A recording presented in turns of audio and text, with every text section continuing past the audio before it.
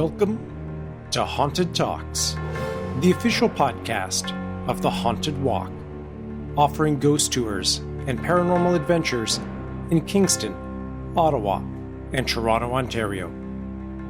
My name is Jim Dean. I am the creative director, and we really appreciate you joining us for today's episode. In the show, you'll hear an interview I recently did with Courtney from the Haunts Jaunts podcast.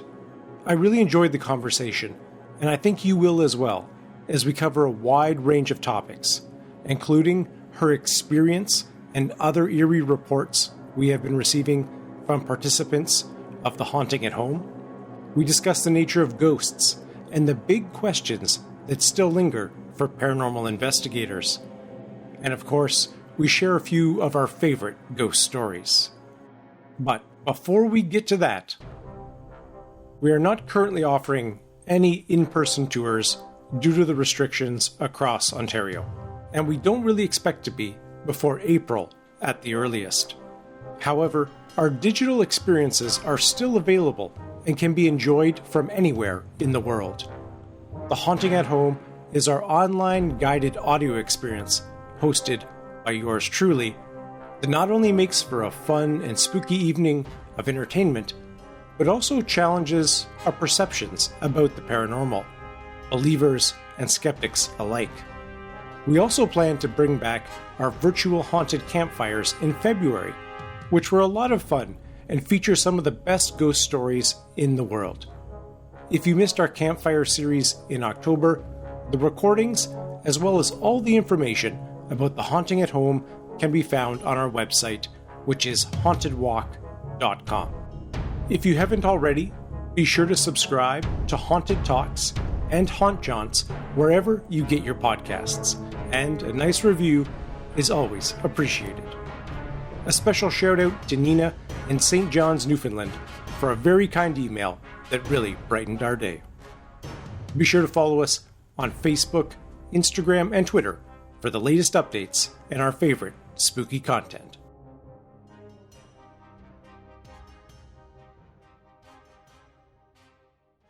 Well, hello, everybody. Welcome back to Haunts Jaunts. And today, I promised you this. I went over the results of the Haunting at Home paranormal adventure. And I said that, I was hoping I would get Jim to come be a guest. And guess what? He's here. So welcome, Mr. Dean, to the show. I'm so excited you're here. Yeah, thanks so much for having me. Definitely looking forward to chatting about your experiences and some of the other weird ones we've had from groups doing the haunting. Yeah. Is it the Haunted Walk or the Haunted Walks? We kind of go by both, but Okay. officially we are the Haunted Walk, and we do operate in 3 cities in Canada, Kingston, Ottawa, and Toronto, Ontario. So that's good to know. And that was going to be one of my questions. Where can people take your tour? Which I haven't been. I'm nuts for Canada. Like, I want to move to Canada, and I have not been to those 3 cities yet. I've been the other 2 coasts, but no place in more of the middle. So, well, definitely, as soon as it's safe to come, we would more than welcome you. And it's really interesting. In Canada, we kind of have a bit of a friendly rivalry with our American brothers and sisters to the south. But to be honest with you, our American customers are some of the most kind, generous, and awesome folks to have on tour. So we always love having folks from down south come and join us for sure. oh my goodness, I love hearing that. It's nice to know we go somewhere and we're not ugly Americans all the time. Let's talk about. We'll jump into the Haunting at Home, because that you reached out to me and just said, "Hey, we've got this thing. Would you like to try?" Which, thank you, because I did try it. I actually tried it with another my friends that we did another podcast, but now that's since kind of gone defunct. But we had a blast, and we had crazy. Like, I was like, "Yeah, nothing's gonna happen." I should say they both think they live in haunted houses.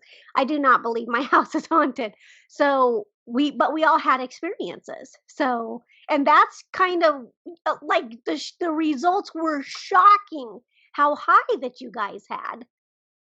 Yeah, it's been really surprising. I mean, we had no idea what to expect when we first launched the project and got it going. We did some test groups, of course, with our own tour guides who maybe are a little bit of a biased audience.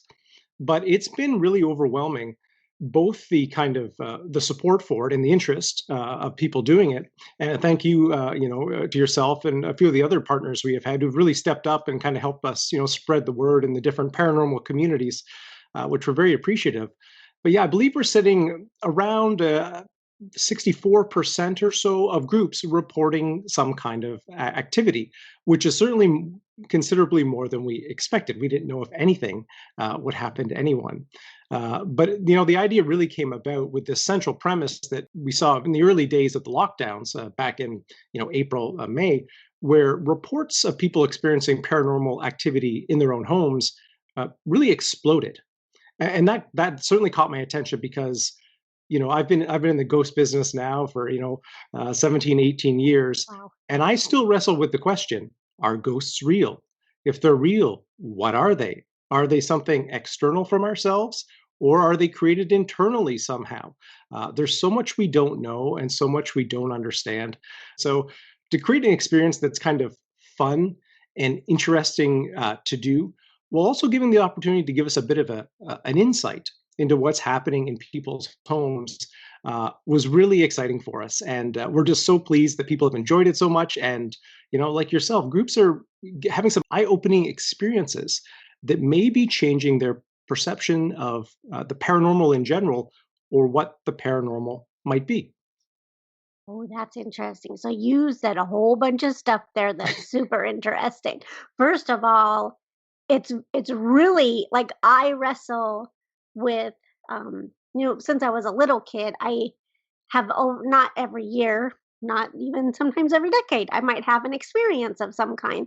And then I'll go through a phase where long dry spell, maybe I was just imagining it, and then boom, something else will happen that I'm like, well, what is that? Did that, what's going on? So it's interesting to hear even you are of the like, no, I'm still on the fence a little bit of what is it? So I was very into philosophy in my undergraduate degree, so I took like the philosophy of death and things of this nature. So ghosts encapsulate, or paranormal encapsulate, so many different things about ourselves, our culture, our society, life and death, obviously, but also scientific and how we acquire knowledge and all those things are about. So I think that's one of the reasons, I while I don't know really very much about ghosts. I can tell you about patterns that occur and these kinds of things, but I don't have a definitive point to stand on. Like, water. I know the temperature at which water boils, but I can't tell you with exact certainty too much about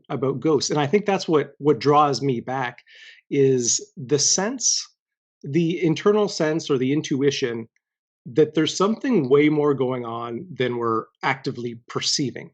And trying to figure out what that is, I think, is really fun and just really fascinating. I agree. I agree. My degree is in communication with double minor in humanities and poli sci. So the humanities side kind of, I know there's a whole bunch that goes into, but not from the philosophy side. But we had to take philosophy as part of humanities. And you're right. I mean, we're complex people that can create a lot of cuckoo-ness. So, No doubt. No doubt. well, just look at the election. No, just kidding. I wasn't going to mention that. I was going to let that go. I couldn't resist. It's over now. So, well, sort of. But then at the other thing you said at the end was the amount of experiences that people had and the differences. Well, and something else you said patterns. Did you notice any patterns within the haunting at home results? Yeah, and I'm so glad you've asked because it's really fun to talk about. And we're still very much groups are still going through it, so it's a work in progress. And the results will change, but some of the patterns we are seeing develop.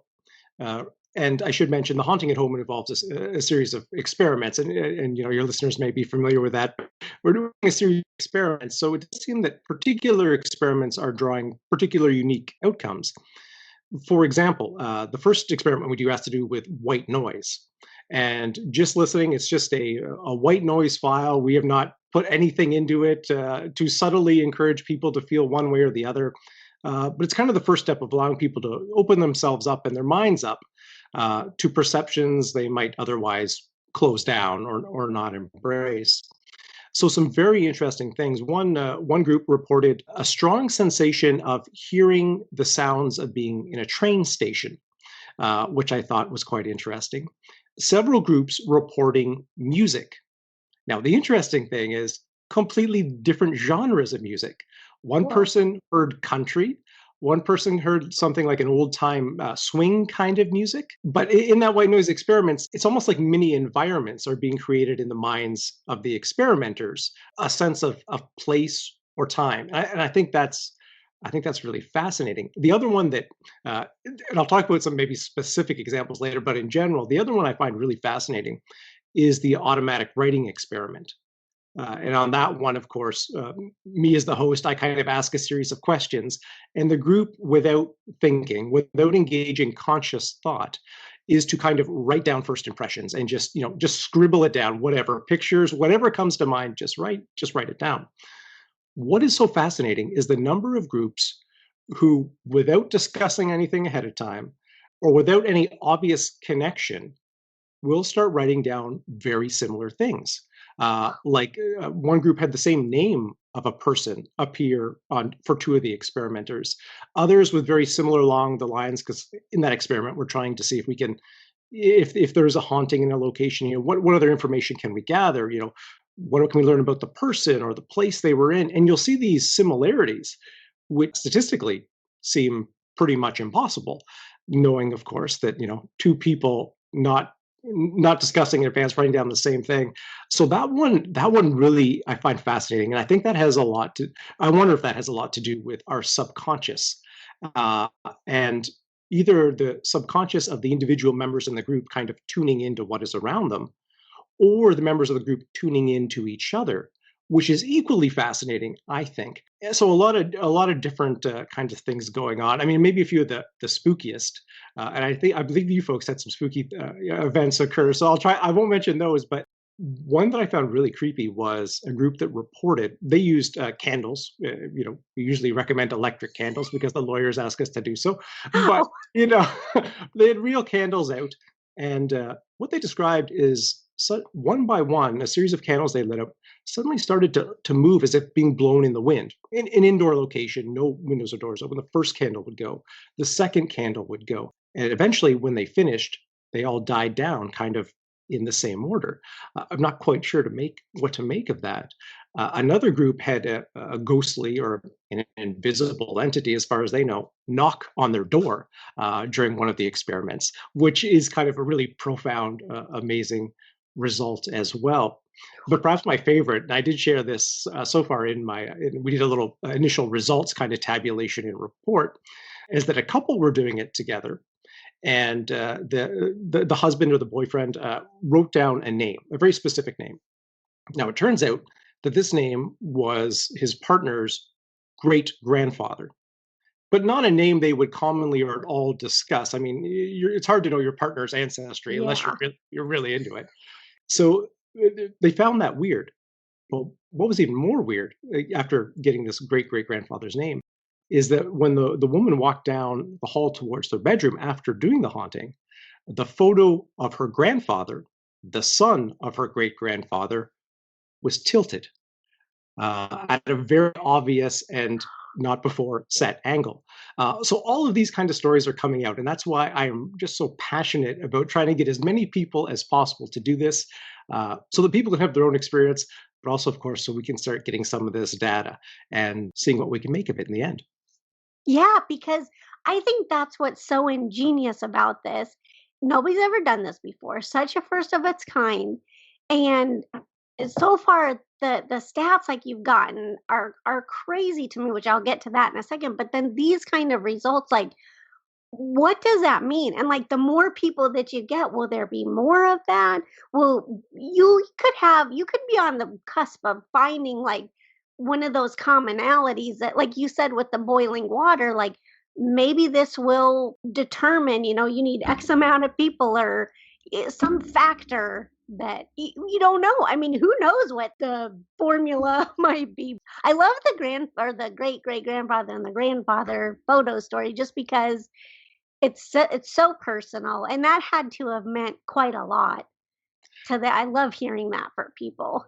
It is amazing the emotional response we're hearing from people. Now, of course, we released this around Halloween, and it is meant to be a bit of a spooky experience. And we're trying to save our business as tourism has been absolutely devastated, and about half of our business is from visitors to our three cities. So it's been a really tough time, but the emotional and that's a very common thing too is kind of one way or the other. Some groups are reporting kind of like at different points sensations of fear.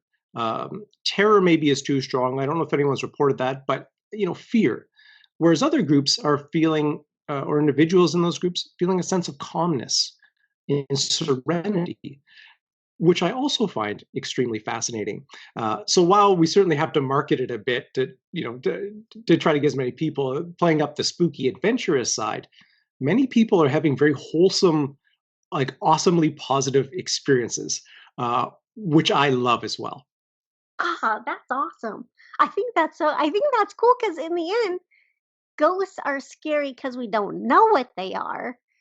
But really, they don't. I don't think they want to terror. I think we terrorize ourselves probably more of the unknown. And why can this thing that's supposed to be dead communicate with us if that's what's out? Who knows? Who knows what's going on? But Yeah, and it's always a tough position for us where people want the thrill, and we do some experience. We do our traditional ghost tours, which are kind of storytelling tours, and then we have some more immersive experiences. Like we usually do the haunting at a particular location, which combines an immersive haunted house experience with doing experiments and the storytelling around a location.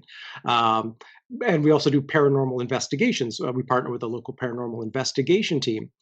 But in my 17, 18 years of doing this, on our tours at some of the most haunted locations in Ontario, and I would argue certainly in Canada, the number of reports we have of the paranormal being violent or you hear like obviously in movies and poltergeist you have people being slapped and all these kinds of things, but I think that is exceptionally based upon our own evidence, having a million customers been on our tours, it's not that common. And you do wonder, if the paranormal, if ghosts are a little bit more like Casper than they are something from The Conjuring. Again, that's one of those open-ended questions, and there's evidence kind of on both sides and things that makes the topic interesting. I think we'll just have to continue to learn and think about it. And as you say, you never know which domino piece falling will trigger the next, and the next. So hopefully these experiments will help with that in some degree, or at least give people something to think about.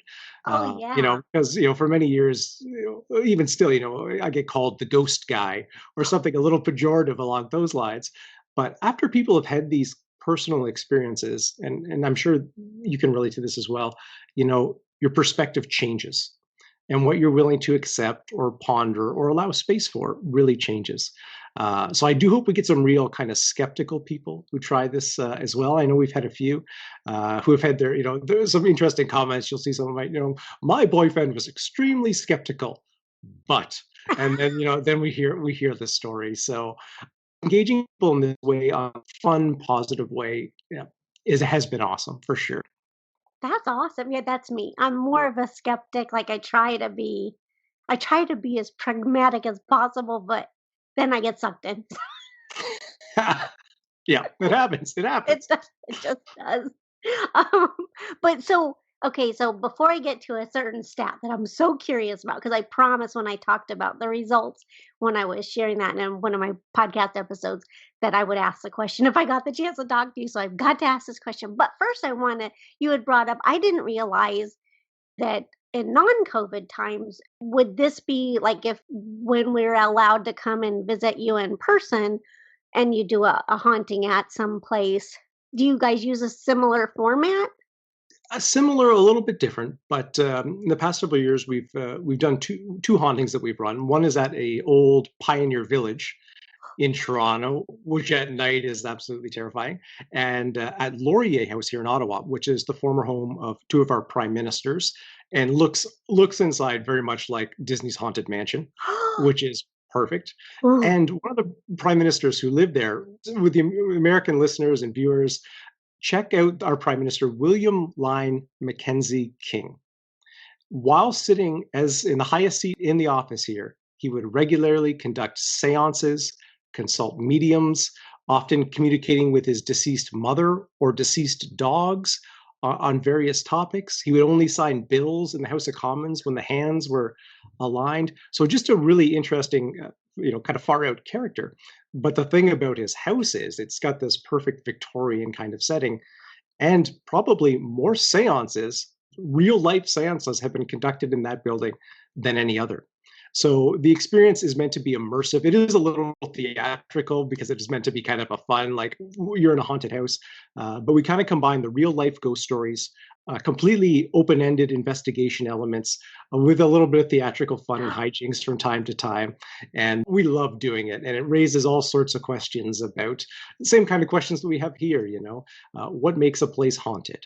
What events have to occur? And there's just tremendous amount of fun to be in those really haunted buildings at night, just with a small group working with a spirit box or even an occasional Ouija board, things of that nature. It's just kind of fun things to do. So yeah, we have the ghost tours and those immersive experiences, and then the kind of more straight paranormal investigations, like you would see on TV with all of the equipment, and like you're doing an episode of Ghost Hunters or whatever your favorite show is. That sounds. I want to do that one. That sounds phenomenal, because you had me at Haunted Mansion, but then adding in that he does, did seances and tried to communicate with his dogs. I'm in. Well, that's now on my bucket list. And it is obviously the longer we hang around these haunted places, the more stories we kind of get, and your individual makeup, whatever that is, plays such a huge role in your perceptions. So different people in the same group at the same time, a couple feet away from each other, will have vastly different experiences or interpretations of events. Which again, what does that mean? How do we interpret that? But it's really fascinating to me. The other thing that's very uncommon, I would say, you're talking about violent entities, is actually seeing an apparition is also extremely rare. But that's an occasion where we had two of our staff members and two customers who had arrived late for a tour. So, they were kind of being walked through the village to catch up, with their tour group. And as you might imagine, being a pioneer village, there are often people in historical costume from time to time. So as they were walking down the boardwalk, one of our tour guides jokes about the woman in old-fashioned clothing ahead of them. "We can all see her, right?" One of the customers says yes, the other says no, and our other tour guide says no. Two of them see this apparition walk down and into one of the buildings.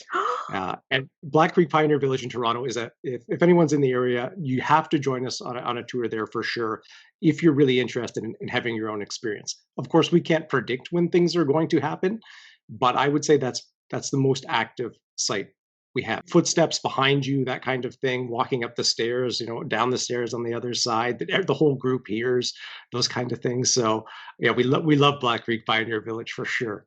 Oh my gosh, that sounds fantastic.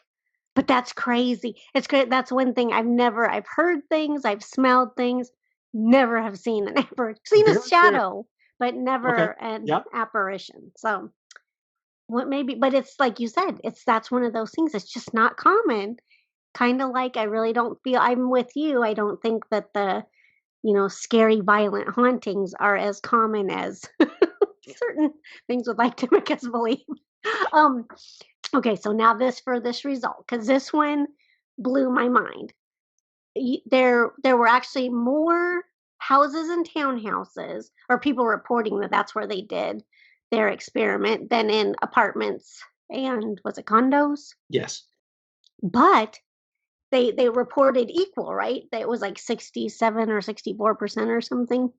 Another huge surprise, because we think about it. I don't know if you feel the same, but you think a house would be more haunted than like a one bedroom, two bedroom, a studio apartment. And we've had people do it in all of those settings.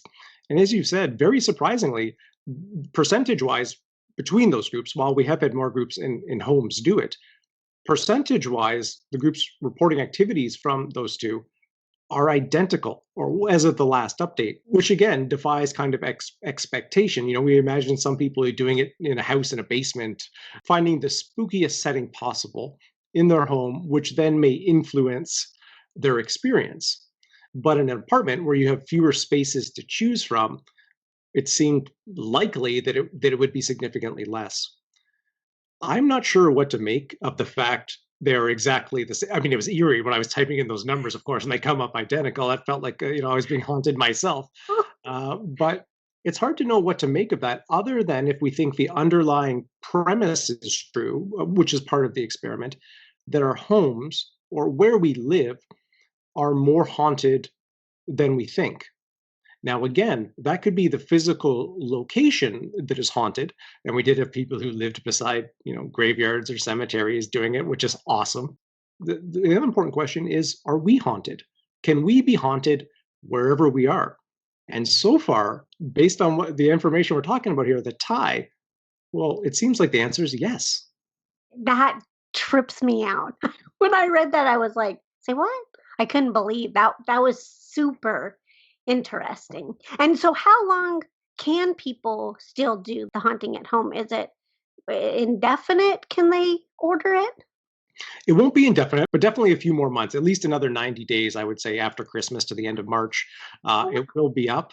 And yeah, we're greedy for data, so to speak, of, getting all the information we can, and really looking forward to, maybe coming back on your show or others and just talking about the final results and where we're at. And, on our own podcast, which I host, Haunted Talks, we'll be doing a full episode on that as well. And I hope to bring in some of the people, for example, like yourself, who did it and had unique experiences, so that we can, it's one thing when I kind of report it, and hopefully I come across as honest and straightforward, but hearing it from out of the mouth of someone who experienced it is always a little bit different.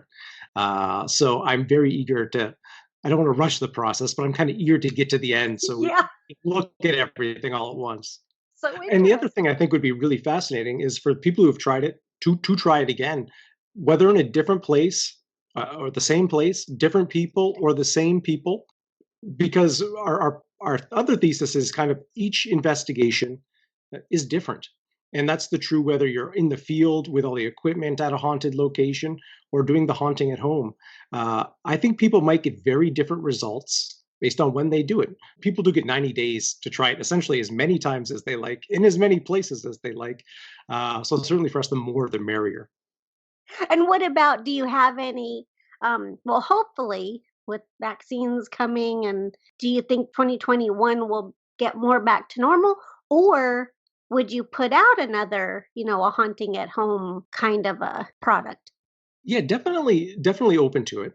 As we all feel, who knows what happens next in this saga? We're all doing our best to live through, and I hope everyone out there is healthy and doing their best. And it's hard on all of us to kind of look too far into the future. But I've really enjoyed the process. So certainly it's something we could do again. Having digital products is probably going to be important to our business in the short term. We are kind of hoping once vaccinations really start spreading through, and we do anticipate being a little behind you folks in the US because we don't have the manufacturing facilities to make the vaccines here. So we're importing them. So we may be a couple of months or a little bit more behind you folks. But we are hoping, fingers crossed, that there's this kind of pent up desire to go out and do fun things with other people in a much less stressful environment. So we would love to get back to, there was 5 or 6 sites we normally tour, which we couldn't this year with the social distancing requirements and those kind of things. So I'd say our priority is to kind of just get back to doing what we do best, which is storytelling and providing paranormal adventures in person. It feels like it's been a successful experiment into this line. And yeah, I'm definitely giving it some thought. If anyone has any ideas as to, different angles we could take on this or different experiences, I always appreciate, any feedback or any ideas anyone might have, because a little brainstorming. Yeah, if anything comes to mind, be sure to let me know. Oh, that's cool. You hear that, people? So just contact him. Go to thehauntedwalk.com, right? That's right. Yeah. Okay. And we're And on Facebook, Instagram, Twitter, all the fun. oh yeah, hit him up on the socials. I It's forget everywhere. about that all the time. And you, these campfires, that's the other thing that's really cool. I forgot to say that I was going to ask you about that. The virtual campfires were a blast. And this came about because mostly through the podcast Haunted Talks, I often talk to other ghost tour companies and their tour guides because, they're kind of our brothers and sisters in arms out there telling stories every night. And, we love to hear what they're up to and their own individual stories. They have some of them which are incredible. But we kind of had this roster of friends who are all some of the best storytellers in the world. So we thought, let's get together around the virtual campfire, create a system where haunted creators have a chance to make a little bit of money, particularly those, for example, we had some folks from Australia who are completely shut down, but giving them a chance to kind of do something, get a little exposure, make a little bit of money. And they were just a blast. We had a great community around them, just a lot of fun. And we did six in the end. And all of the recordings are still available on our website, hauntedwalk.com, if you want to go back and check out some of the various topics like battlefield ghost stories or stories about haunted jails. We did a midnight story where I tell my favorite gruesome Canadian history story about the Black Donnellys. So that was really fun too. And, it's just so important just to connect with other people, whether it be through Zoom, for the screen here, but just to get a little bit of that enthusiasm and excitement from each other about a shared kind of passion, I think was really important. So that was really fun. We are hoping to do more in the future on various topics as we go, but it's just a lot of fun and privilege that so many in the ghost tourism industry are just phenomenal people. Great to work with, just talented folks. Your title is creative director, right? That's right. For good reason. You're so creative. I'm like, whoa, the campfire. I certainly can't take all the credit. We got a very great team, and all of us work hard together on it. And often I get asked, when am I going to get a real job, almost kind of thing. And it's like, well, we got a lot of stuff, really interesting stuff going on here, and it certainly feels like a blessing to have a job, where I'm not being a bureaucrat or pushing paper, but I get to spend my days thinking about ways of engaging people on the paranormal. And, I'm having a blast doing it. I think that's awesome. And do people have to pay for the if they want to watch the virtual campfires? Yeah. They're $10 Canadian, so that's at $1.50 US. No, it's not quite that cheap. I think it's around $8 or something US if folks are interested. And so 50% of that $8 goes directly to the performers. 25% goes to us, and then 25 to pay for the Zoom costs and all that kind of stuff. But it's a great way to support other folks, and there were some really good stories. And if people are interested in those particular topics, I definitely urge you to check them out. I love that you work so collaborative and with other people like that. How did you find everybody? I mean, a lot of it was through the podcast and just the recruitment of guests, or people I'd already spoken to. So I was like, that's easy. Yeah, I've already spoken to, Dale Jarvis out on the East Coast here in Canada. So, let's call him up and see if he wants to, be one of our featured guests. So I have a little bit of a pool to draw from. And then there was a few other people we were kind of targeting as well, depending on the topic. For example, we wanted some Civil War, people who could tell about Civil War ghost stories. So we had Mark Brew on from Haunted Vicksburg, who does a really nice job as well. So some folks we already knew, other folks we reached out to, but everyone was very enthusiastic to participate, which was fantastic. Oh yeah, because that's a great. It's a great to connect and such a good diversion, and it's just brings happiness to people, and it's been fun to kind of challenge ourselves. How can we? Okay, so life isn't normal right now, but how can we make it different? And you guys, I mean, wow, you stepped up and really let's do this. So that's so cool. I love it. And your podcast, I'm like, your voice is just so. I go on my walk and I just listen, and you're so good. Like you were born for this.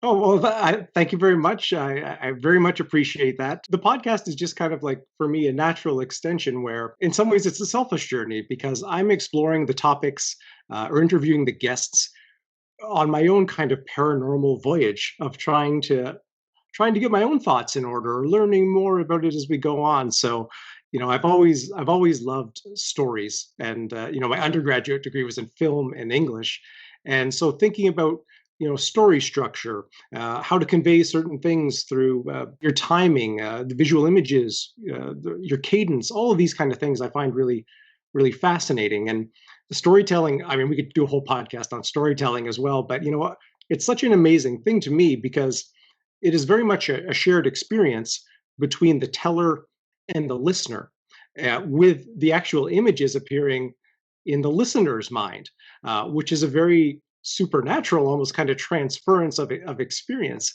But I very much love storytelling and working with our teams, on storytelling techniques and those kind of things. And storytelling is something you can readily apply to a lot of different fields. So if you're in a situation where you're doing pitches often, or you have to present to the public or to your managers, your bosses, the board, whatever it may be, I would suggest try working some storytelling into those things you're doing, because people connect with emotions. They don't connect with names or dates or those kind of things. They connect with the emotion they perceive that you're sharing with them. So if you can strike someone outside of their purely logical thoughts and connect with them on a deeper level, which is, I think, best done through storytelling, well, that could open up a lot of doors for you.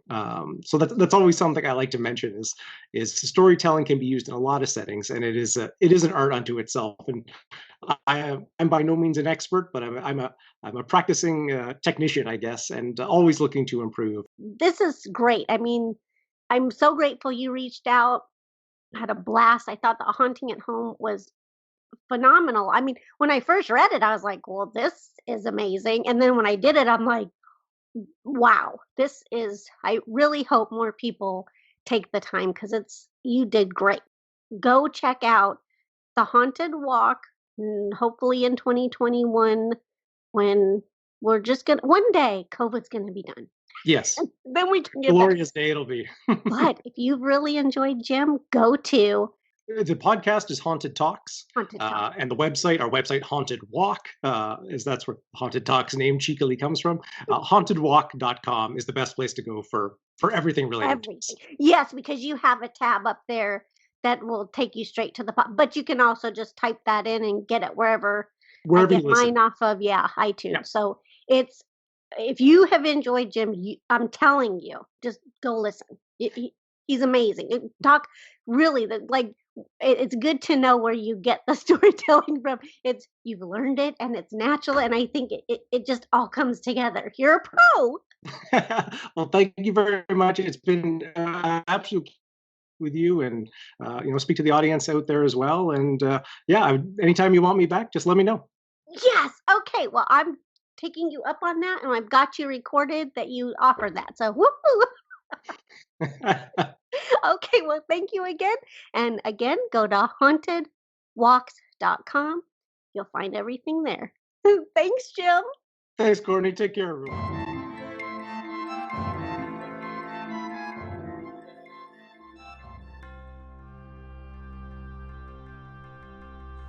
Thanks again to Courtney from Haunts Jaunts for having me on as a guest, and be sure to check out her show.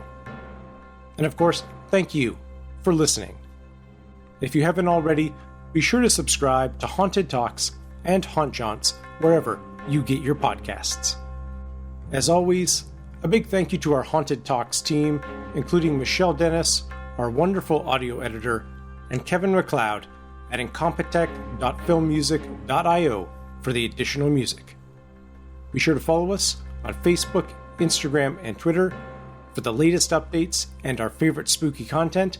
And as a bonus, for those of you who have made it through to the very end of the show, if you use the promo code Haunted Talks when you purchase The Haunting at Home, you can save yourself 20%. Be sure to visit our website, hauntedwalk.com, for all the details. Until we meet again, sweet dreams.